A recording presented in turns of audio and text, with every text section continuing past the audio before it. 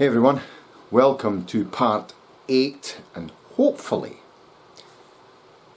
but maybe not, the final part of the Luthier's Lair series detailing the build of the GazzBass Falcon Bellissimo Series 2 Franco di Donato signature model.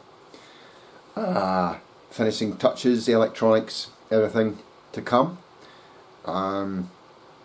We did the final polishing in the last video, so hopefully we'll get to a stage where it's playable in this video, and I'll outline some other catastrophes that happened to me and the resolutions to said catastrophes.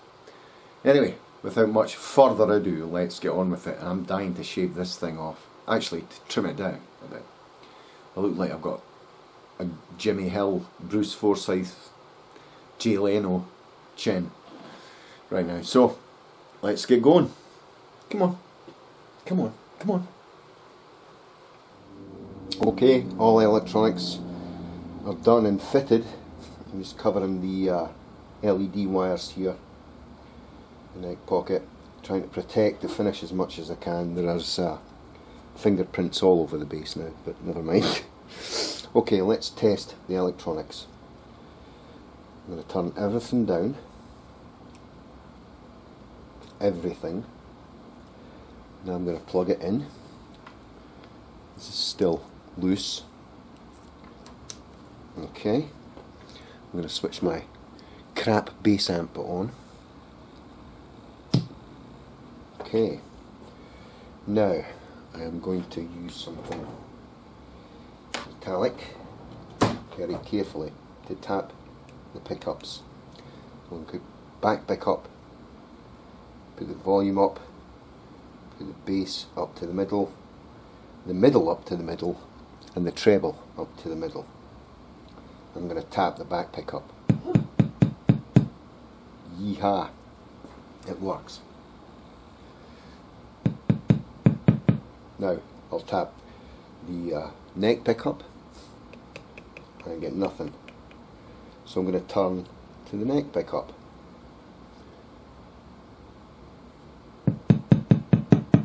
Cool. Bridge pickup or back pickup, nothing. I'm going to blend the two, and I should get both. Yes, indeed, I do. Check the LED circuit, and the voltage is good. It's 9 volts right there, and the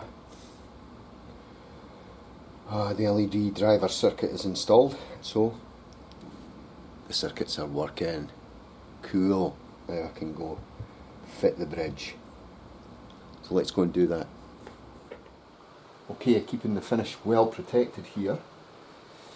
Just dust that a little bit off there. What I've done is I have made the contacts, installed the contacts for the LEDs. So make sure the circuit's off. And of course it's all working, and these terminal points, which are wood screws connected to the wires, will connect with springs in the heel of the neck that will then connect to the LEDs. So having tested all that out, it looks good. I can actually put a bare LED across that and it will not burn out because there's an LED driver circuit and resistance protection inside the control cavity. So that's how I do it basically. Those wires are going through the body into the control cavity, to the LED battery, and of course there's a preamp battery as well. So there's 2 9-volt batteries in the base. And let's go and do the neck now. Let's install the spring contacts in the neck. Fantastic. Well folks, it's assembled and it sounds really good. But there's probably going to be a part 8. You know why? Because I got defective materials in the form of the bridge, which I'm very upset about right now. But, you know, let's see if we can see this. Like just to shimmy the camera along on my new camera slider there. And let's zoom in here. Yeah, see that? A piece of the chrome plating just flaked off. I'm absolutely devastated by this, the amount of work and determination I've put into this bass, only to have a manufacturer not come up to scratch. But it's okay, I called the manufacturer. They will be sending me a replacement in about 4 or 5 days, which puts me over my time. You can see it there, see? Puts me over my time. I have contacted Franco. He understands. He's such a gentleman. I wish there was more in the world like him. He's such a joy to work with. It's just very unfortunate. I have play tested it. Let's zoom back out again. I have play tested it. It sounds fantastic. It sounds really good. It sounds better than the Falcon Series 1, which I'm not surprised at, really. I'm really not surprised at that. The whole build has been very difficult. It's been hard. There's no doubt about it. It's the first type of finish of its type that I've ever attempted. I'm usually a natural oils, natural wood type guy, maybe some nitrocellulose lacquer now and again, like I did in my GazzBass build. But having assembled it, and I assembled it and I went up and down the fretboard, there are only 3 frets that are sitting slightly high that need dressed, crowned and dressed. That's all. I'm going to do them all, of course, to make them absolutely tip top. So I'm getting fret buzz on the 5th fret, I think. The 5th on the G, and a little bit on the D string. It may be a high sitting fret. The 13th on the E string, and the 23rd fret, this one here, on the G and the D. So if I press, if I press there, I get this note, So that's all that's wrong with it.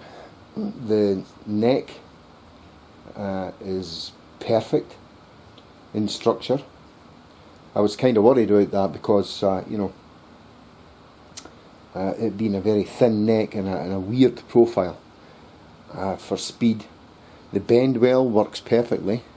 Of course, round there is the bend well, and I'll show you that right now. This little bend well thing that I made.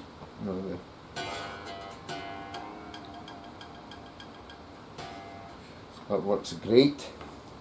I got a temporary nut in here, a bone nut, and I think it looks really good. Actually, a real bone nut instead of a brass nut looks much better on the bass. So I'm going to go with the bone nut here. I have an authentic bone nut in it right now. The engraving in the bend well works. Everything is tensioned beautifully. The neck is fantastic. It really is. I'm very pleased with it all. Like I said, just 2 or 3 high frets in certain places. That just needs dressed and crowned, polished back up again. And that's it. But now I've got to wait on a replacement bridge coming in, which is kind of sickening. I will give you a rundown of all the features, and I will play test it once I've dressed the frets. Another thing that was wrong with the hip shot, sorry I said hip shot, I shouldn't say, but that's what happened. they're kind enough to send me a replacement. Another thing that happened was one of the grub screws that clamps the strings here at the headpiece was sharp, had a sharp edge, and when I tightened it up, these are rote sound strings, and this is a stock string that I have. It broke the string. It bit right through it. And these aren't actually designed to take such light gauge strings, I believe. That's the only thing I can think of. But I'm going to have to sort of grind that down a bit and flatten it out and smooth it so that it does bite the string properly and not snap it. But I'll go ahead and plug it in so you can sort of hear it. I'll just strum it. There we go. So I can just pan round here a little bit. Crap bass amp on. Here we go.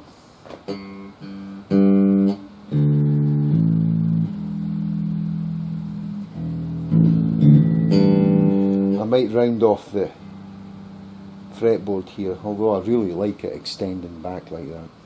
And of course I'm going to have a mother of pearl, a white mother of pearl pickup cover, truss rod cover, sorry. So it does make a noise and it plays very well. String action's very low. I've got it down to like 4/64 right now, maybe that's why I'm getting some fret buzz, but I like a low action and I like to get it down as low as that, you know, so that I know that the bass is capable of, or as Stephen Fry would say, capable of getting that low. And then all that remains after that, now that I know it's structurally sound, I'll let it sit for a couple of days, then I'll de-string it and I'll put the fret dot inlays on the top here. I always do that last, always. I just need to make sure it was absolutely structurally sound, but it does look spectacular, I must admit. It looks absolutely beautiful. I'll give you one of those groovy slow pans, will I? David slow pan, like in Big Trouble in Little China. So here's, I've got this nice slider attachment for my camera now, and it does a great job. So if I go in like that, oh, of course I set up the shot first, would be the best thing, and then you just do this, you know.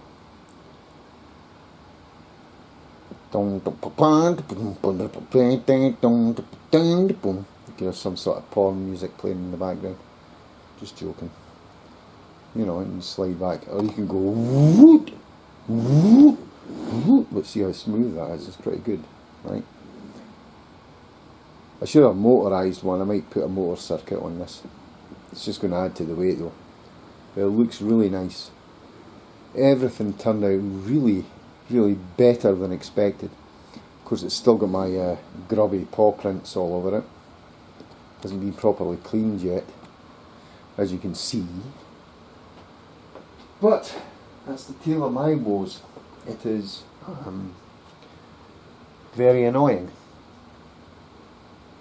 to having built such a spectacular bass to have a third-party product fail on me like this.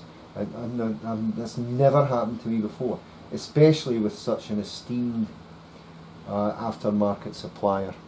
I'm very disappointed, but it is what it is, as they say, and we just need to wait, get the replacement, and we'll refit it. Okay? Awesome. Cheers. Well, what do we have here? A flat bass guitar. No, this is now that the specs are all dialed in on the GazzBass Falcon Bellissimo Series 2 Franco di Donato signature model. I am making a template, and it's all dialed in, and I just bandsawed this out and sanded it down. You want to make your template as accurate as possible, of course. Shape, everything, you know, it's no use just roughly cutting it out. You want to treat it like you're actually making the body of a bass. Now, okay, so you see here, that's the actual shape of it, and it still retains the slight asymmetry between the top and bottom bulges, as I like to call them, at the back here. Got the centre line in there, the neck pocket, which is very small actually for a neck pocket. But proof of concept was the prototype, which Franco's going to get. Here we go. Oh, hey, thanks Eddie. Yeah, I just feel bad for Eddie. I just missed his shipping deadline. I had to confirm his address, and he's a busy guy. He got back to me, and I missed the pickup. I missed the pickup window, and that's COVID for you. But anyway, back to this. So next, what I'm going to do is all the measurements are going to get taken, where the pickups go, where the bridge goes, all that stuff. It's going to be awesome. I'll just finish sanding that down, get the control cavity position. I might make this into a full routing template, whereby it will speed up production enormously. If I can get all the cavities routed out in this, then that means I just need to pop it on top of the blank itself, and then, you know, route it out all in one fell swoop. I think that's what I'm going to do with this one. I did it once before on my Scarab Series 2. It worked out really well. I was able to actually throw out you know, get a body churned out within a day. So that's what I'm aiming for. I want to pick up my production speed, because I have had interested parties in this particular model now, so I'm very happy about that.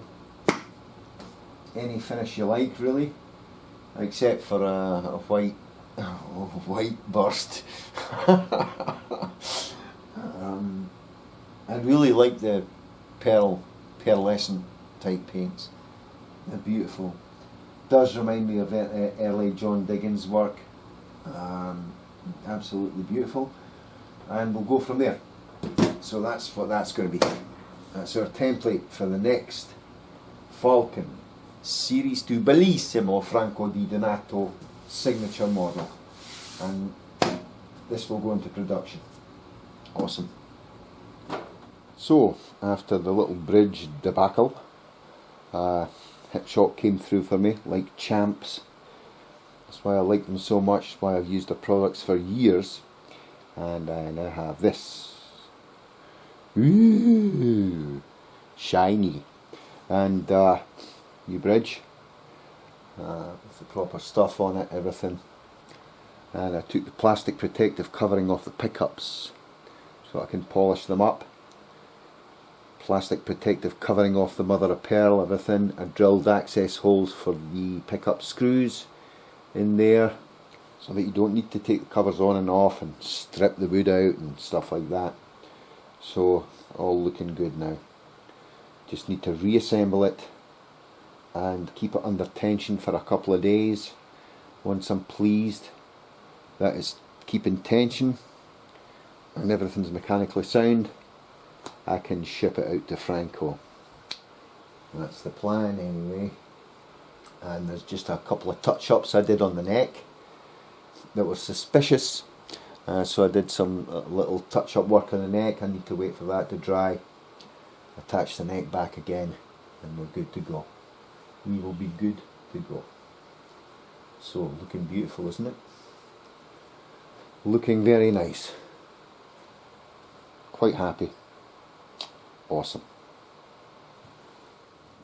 Okay, time to let it sit for a couple of days. I've got it underneath some very soft cotton material, so that nothing gets damaged, you know. And just do a quick reveal. This is not the actual reveal. You see, there she is, or he is actually. Bellissimo, it's a he. His bass guitar is masculine in Italian. I didn't know that till I spoke to Franco the first time, and he informed me of the error of my ways. And there you go. Everything working good. everything looking good. There's a couple of touch-ups to do, and that's about it. And we're close to calling this a done deal, a done bass, that is. We'll see how Franco likes it. I don't know how it's going to travel. Well, I do actually, across the ocean, but I don't know how the finish is going to travel. It's the very first type of finish of its kind that I've done, of course. I'm a nitrocellulose lacquer dye sort of, you know, stain oils type guy, so I hope this turns out good. If it doesn't, oh my god, freaking mosquito in here, another one, haha, paint's dry, asshole. So let's cover that back up, and let's give it a couple of days just sitting like that. Let's see if I can find the actual LED switch underneath the blankets here. There you go. Cool. Hi. Okay, a quick summary of how we did the finish here. Just so we're all sure and we all know what happened. Okay, after the oak was as grain filled as possible, you're still going to see a little bit of grain through the finish because it's oak, almost impossible to completely fill, and it would have taken forever. I think it looks really elegant though, with traces of grain there. You can tell it's grain as well, especially on the back. What happened after that was it was painted with 3 coats of brilliant white paint. Three. Each 10 minutes apart until it flashed off. Another coat, another coat. Then I waited 20 minutes, and then I coated one thicker coat, slightly thicker coat of pearl mist, which gives it its pearlescence effect there. Then after that coat had flashed, it was then 3 coats of Spraymax 2K catalyzed polyurethane, which formed the shell, the hard shell over the paint. Then of course flat sanded to 5000 grit and polished. That's the paint job on the body. On the neck, if we can just turn the base over,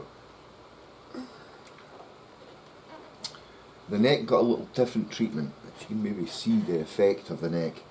It looks unbelievably good. For playability reasons, I didn't do a high polish on the neck. What I did was, I did the same. I actually only did 2 coats of brilliant white, 1 coat of pearl mist, and 1 coat of hammered white paint. Gives it a metallic look, a sparkly metallic look.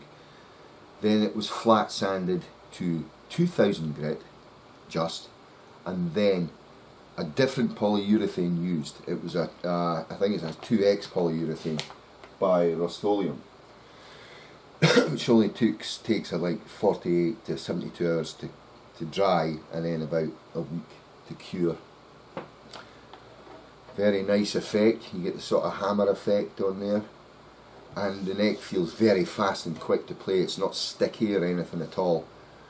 So there's a difference in the finish, and that hammered effect, you can see the lights scatter all over the place and sparkles happen in the neck. It's not shiny like the body. It's a matte sort of semi-gloss finish. Well, it's a semi-gloss finish, but it gives the neck that playability, which is what I wanted. I wanted the neck to be completely playable. You know what I mean? So you can see how shiny the body is. It's very shiny. Okay, next we're going to look at what Franco's going to be getting in his little package of goodies. Okay, what we got for Franco in the box? Well, You'll be getting some detailing fluid. I already have a specially made cloth for musical instruments in the case. I can't show you that, and I want to open the case. It's also going to get these detailing gloves to wear for when he's polishing up. Put that aside. A couple of GazzBass leather tags there for whatever purpose he wants them for. And of course the tool set. This is the pickup adjustment screwdriver. Goes through the holes in the pickup covers to adjust the pickup's height. These various wrenches. This one's the truss rod wrench, and these are all for the headless bridge system. Plus this is the string tool for the headless bridge system. And Franco, I strongly urge you to read the documentation on this, because it's not as straightforward as it might look, you know. But that's part of the hip shot system, and I'll be sending all the documentation anyway. Also, the bass is going to ship with these clean used strings loose on the neck. Of course the neck will be covered with foam and stuff like that, but of course these will be getting sent off to Franco. New strings, so that you can practice using the hip shot stuff, you know. And of course, last but not least, one of my favourite things, the good old all-in-one surface and hardware cleaning tool for musical instruments. See there, hold on, see that?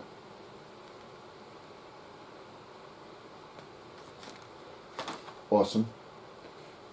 Just to show you what it's like out of the box, that's mine. And you just, you know, beautiful horsehair brush. It's just beautiful.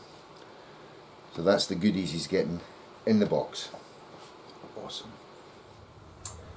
Well, let's go and put this bass through the desk.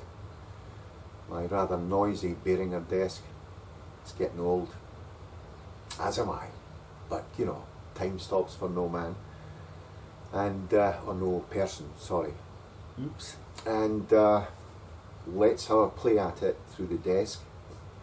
It'll just be a quick check, playing through, nothing fancy at all, because the real playing of this bass is going to be for another person to demonstrate, and that will be Franco when he gets it.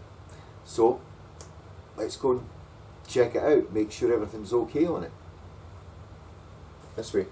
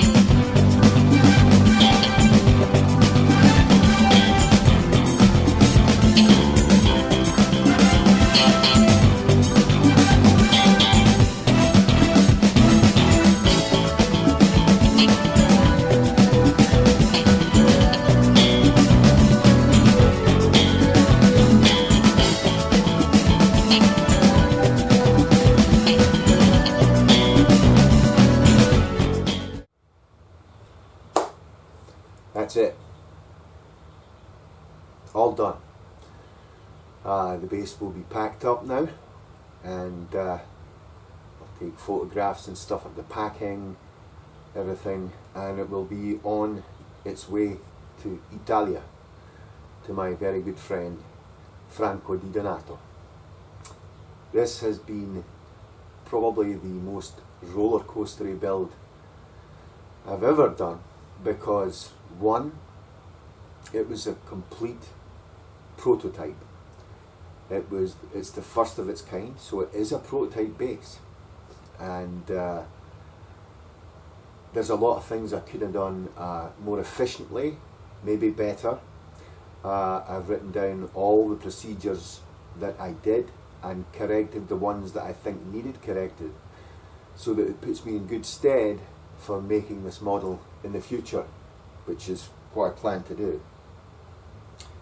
So, it being a prototype, I hope Franco loves it. I really do. It sounds fantastic, and it only remains for me to say thank you very much for watching me on this particular journey. Woo! It's on its way. So, until the next time, when we'll bring you a brand new series of builds, I'd like to say thank you very much, everyone, for all your support during this build. Thank you. Couldn't have done it without all the support. Franco, thank you very much for your fantastic ideas, and we were able to pull it off, and I hope you get your bass soon. Until the next time, stay safe, be good, and we'll catch you later. Take care, everyone. Thank you. Bye-bye.